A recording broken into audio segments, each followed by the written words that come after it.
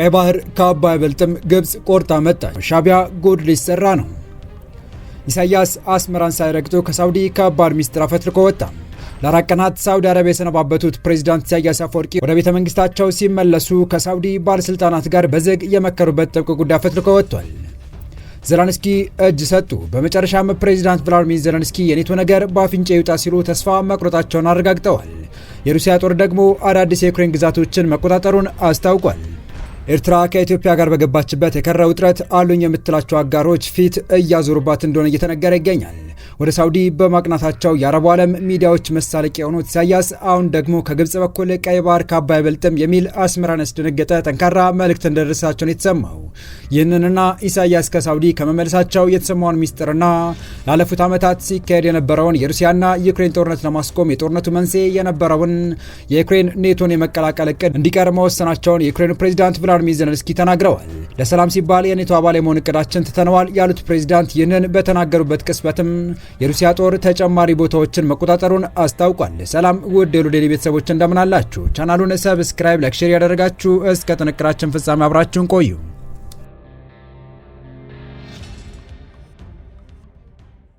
ኢሳያስ አስመራን ሳይረግጡ ከሳውዲ ከባድ ሚስጥር አፈትልኮ ወጣ። ለ4 ቀናት ሳውዲ አረቢያ የሰነበቱት ፕሬዝዳንት ኢሳያስ አፈወርቂ ወደ ቤተ መንግስታቸው ሲመለሱ ከሳውዲ ባለስልጣናት ጋር በዝግ የመከሩበት ጥብቅ ጉዳይ አፈትልኮ ወጥቷል። ጉዳዩ የአሰብ ወደብን የተመለከተ እንደሆነም ታውቋል። የወደቀ ዛፍ ምሳር ይበዛበታል እንዲሉ ተስፋ የእጃቸውን ማጣት የጀመሩት ኢሳያስ ከወደ ካይሮም ያልተጠበቀ መርዶ ሰምተዋል የተባለ ሲሆን በአባይ ጉዳይ የስልጣን ወንበራቸው ስር እሳት የተነሳባቸው የግብፁ ፕሬዝዳንት አብዱልፈታህ አልሲሲ ኢሳያስን ለኢትዮጵያ ባህራጅ ሊሸጧት ቆርጧል የሚሉ መረጃዎች ከወደ ግብጽ አደባባዮች እየወጡ ሲሆን ሻቢያ ጉድ ሊሰራ ነው እየተባለ ይገኛል። በኢትዮጵያና ኤርትራ መካከል ያለው ውዝግብ ግብጽና የቅርብ ጎረቤት የሆኑትን የአረብ ዲታዎች እየተሳተፉ አሁንም ጡዘቱን አጠናክሮ ቀጥሏል። ውዝግቡን በሚመለከት በርካታ ሀገራት እጃቸውን እያስገቡ ከመሆኑ ጋር ተያይዞ አሁን ላይ ነገሩ ወዴት ያምራል የሚለው ጉዳይ የበርካቶችን ቀልብ የሳበና አነጋጋሪ የሆነ ጉዳይ እየሆነ ስለመምጣቱም በተከታታይ የሚወጡ ዘገባዎች አመላካች ናቸው። ይህ በእንዲህ እንዳለ ታዲያ ኢሳያስ አፈወርቂ ወደቡን ውሰዱና ከጉድ አውጡን ሲሉ ሳውዲ አረቢያ መማጸናቸው ተሰምቷል። በሌላ በኩል ደግሞ የህዳሴ ግድቡ የጉሮሮ አጥንት ሆኖ ረፍት የነሳት ግብጽ ከኢትዮጵያ ጋር ሰላም ለማውረድና ነገሮችን በስምምነት ጨርሳ ቅዠቷን ለአንዴና ለመጨረሻ ጊዜ ለመገላገል ሻቢያን የጦስ ዶሮ ስለማድረግ እያሰበች መሆኑ የተመለከተ ጥብቅ መረጃዎች እየወጡ ነው። ግብጽ ኤርትራ ለድርድር ልታቀርብ እንደሆነ የሚያሳይ መረጃ ወጥቷል። ኢትዮጵያና ኤርትራ በአሰብም ሆነ በባህር በር ጉዳይ ወደ ውዝግብ ከመሄድ ይልቅ በኢኮኖሚ መተባበር እንደዚሁም ለኢትዮጵያ የሚገባትን በመስጠት ኤርትራ የተቀረውን ግዛቷን ከኢትዮጵያ ጋር ሰላም በመፍጠር ለንግድና ለተለያዩ ቀጠናዊና ዓለም አቀፋዊ አገልግሎቶች መዋል የምትችልበት እድል መኖሩን ለኤርትራ ብቻ ሳይሆን ለቀጠናም ሰላምና መረጋጋት ብልጽግና አዋጩና ቀላሉ መፍትሄ እንደሆነ እየተገለጸ ባለበት ወቅት ኢሳያስ የግራውን መስመር መርጠዋል። ተንታኞች እንደሚሉት ከሆነ ሰላም ተስማምቶ አብሮ የመኖር ጉዳይ ሳይሳካ የሚቀር ከሆነ ግን ኢትዮጵያ የባህር በሩን በሕግ አሊያም ደግሞ በግድ በጉልበት ታገኛለች የሚል የተለያየ ትንበያዎችም እየወጡ ያሉ መረጃዎች ያመለክታሉ። ታዲያ የተለያዩ ሀሳቦች በሁለቱ ሀገራት አሁናዊ ውዝግብ ዙሪያ እየተሰጡ ባለበት ወቅት በዚህ ወቅት ኢሳያስ አፈወርቂ ከሰሞኑ በሳውዲ አረቢያ ባደረጉት ጉብኝት ተናገሩት በሚል አንድ አፈትልኮ የወጣ መረጃ እንዳመለከተው ወደቡን ውሰዱና ከጉድ አውጡን ሲሉ የሳውዲውን አልጋ ወራሽ ንጉስ መሐመድ ቢን ሰልማንን ስለመማጸናቸው አመላክቷል። ይህ አነጋጋሪ ንግግር በተለይም የሻቢያው ዘዋሪ የቀጠናው አተራማሽ የሚባሉት ፕሬዝዳንት ኢሳያስ አፈወርቂ ለኢትዮጵያ ካላቸው ጥላቻና አሰብ ወደብ ከዛሬ ነገ በኢትዮጵያ እጅ ይወድቃል በሚል ስጋት የመጣ ጥያቄ እንደሆነም ተመላክቷል። ኢሳያስ አሁን ላይ ተስፋ መቁረጣቸውንም የሚያሳዩ ሌሎች መረጃዎች እንዳመለከቱት ደግሞ በኢትዮጵያና በኤርትራ መካከል ያለው ግንኙነት የኢሳያስ ግትርነት ተጨምሮበት ነገሩ እየተካረረ ከመምጣቱ ጋር ተያይዞ ኢትዮጵያ ያቀረበችውን ሰላማዊ ጥያቄ በተለያየ መልኩ በአማራጭነት ሌሎች ሀሳቦች በማከል ኤርትራና ኢትዮጵያ መካከል ሰላም እንዲፈጠር ብሎም ኢኮኖሚያዊ ትብብር እንዲኖር አማራጭ ሀሳቦችንና ሌሎች በተለይም ኢትዮጵያ ወደብ የምታገኝ ከሆነ ኤርትራ ወደቡን ለማቅረብ ፈቃደኛ የምትሆን ከሆነ በኢትዮጵያ ውስጥ ካሉ ታላላቅ የልማት ኩባንያዎች ከሚገኝ ትርፍ እንድትካፈል ወይም ደግሞ ከነኚህ ተቋማት አክሲዮን እንዲኖራት ለማድረግ ወይም ኢትዮጵያ ተለዋጭ መሬት ለመስጠትና ወዘተ የመሳሰሉ ምክር ሀሳቦች የቀረቡ ቢሆንም እስካሁን ድረስ የሻቢያ መንግስት ለዚህ ሀሳብ ምንም አይነት ምላሽ አለመስጠቱና ይልቁንም በኢትዮጵያ ላይ ጦርነትን ለመክፈት ከኢትዮጵያ ታሪካዊ ጠላት ከምትባለው ግብጽና ግብረ አበሮቿ ጋር ሴራ መጎንጎን መቀጠሏ ጉዳዩን ትልቅ ጥያቄ ምልክት ውስጥ አስገብቶታል።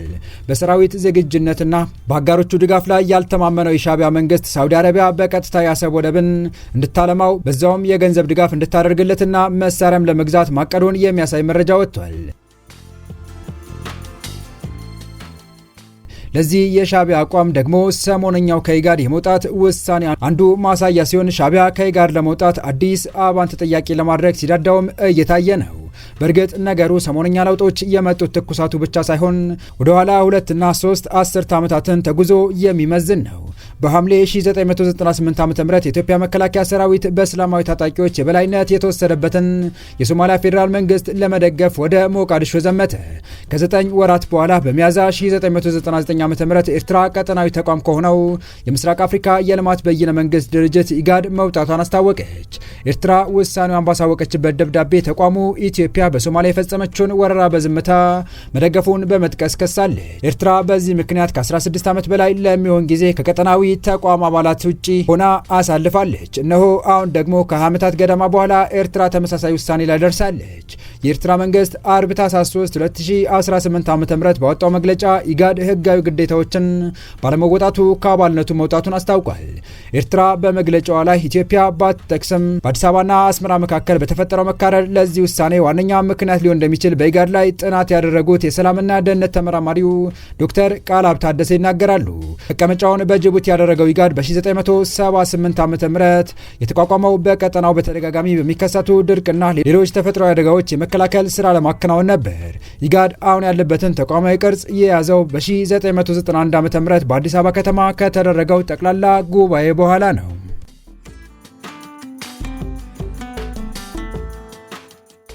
በቀጣይ መረጃ በመጨረሻም ዘለንስኪ እጅ ሰጡ። ፕሬዚዳንት ቭላዲሚር ዘለንስኪ የኔቶ ነገር በአፍንጫ ይውጣ ሲሉ ተስፋ መቁረጣቸውን አረጋግጠዋል። የሩሲያ ጦር ደግሞ አዳዲስ የዩክሬን ግዛቶችን መቆጣጠሩን አስታውቋል። ለሰላም ሲባል ዩክሬን የኔቶ አባልነት ጥያቄዋን ትተዋለች ሲሉ ፕሬዚዳንት ቭላዲሚር ዘለንስኪ ተናገሩ። በሩሲያና ዩክሬን መካከል ለዓመታት የዘለቀውን ጦርነት ለማስቆም ለሰላም ሲባል ዩክሬን የኔቶ አባልነት ጥያቄዋን ትተዋለች ሲሉ የዩክሬኑ ፕሬዚዳንት ቭላዲሚር ዘለንስኪ አስታወቁ። ፕሬዚዳንት ቭላዲሚር ዘለንስኪ በአሜሪካ ልዩ መልእክተኛ ስቲቭ ዊትኮፍ ከተመራው ልዑክና ከአውሮፓ ሀገራት ከፍተኛ ባለስልጣናት ጋር በጀርመኗ ከተማ በርሊን እየመከሩ ነው። ውይይቱ የሩሲያ ዩክሬን ጦርነት ለማስቆም ያለመ ሲሆን ይህን ለማድረግ ያስችላል ተብሎ በተዘጋጀው የሰላም ስምምነት ላይ ያተኮረ ነው። በፕሬዝዳንቷ ተወክላ ውይይት እያደረገች ያለች ዩክሬን ለዘላቂ ሰላም መስፈን ቁርጠኛ መሆኗን አስታውቃለች። በዚህም ለጦርነት መባባስ አንዱ ምክንያት የነበረ የኔቶ አባልነት ጥያቄዋን በጊዜያዊነት መሰረዟን አስታውቃለች። በምላሹም ደህንነትና ስምምነት እየተጠበቀ እንዲሆን ማድረግ ላይ ሀገራቱ ከጎኗ እንዲቆሙ ጥሪ አቅርባለች። በተጨማሪም ከይዞታ ጋር የተያያዙ አለመስማማቶች ላይ ንግግር እንደሚካሄድ ነው የተጠቆመው። በአሜሪካ አስተባባሪነትና በአውሮፓ ሀገራት ተሳትፎ የተዘጋጀው የሰላም ስምምነት ተኩስ አቁምን የመጀመሪያው እርምጃ በማድረግ የይዞታ ጥያቄዎችን፣ የደህንነት ዋስትና እንዲሁም የተጣሉ ማዕቀቦችን የሚዳስስ መሆኑን የሮይተርስ ዘገባ አስነብቧል።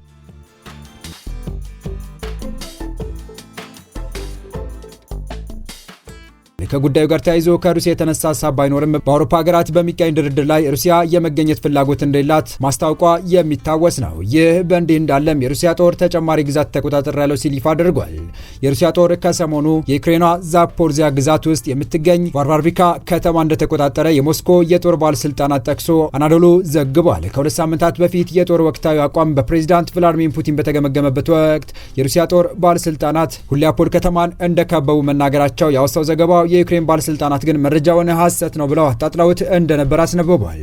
ሆኖም አመሻሹን የሩሲያ ጦር ባለስልጣናት ይፋ ባደረጉት መግለጫ ቁልፍ ወታደራዊ ይዞታ እንደሆነች የሚነገርላት ሆሊፖል ከተማ በቅርብ ርቀት የምትገኘው ቫርቫሪካ ከተማ ሙሉ በሙሉ በሩሲያ ጦር ሰራዊት ቁጥጥር ስር መሆኗ ተነግሯል።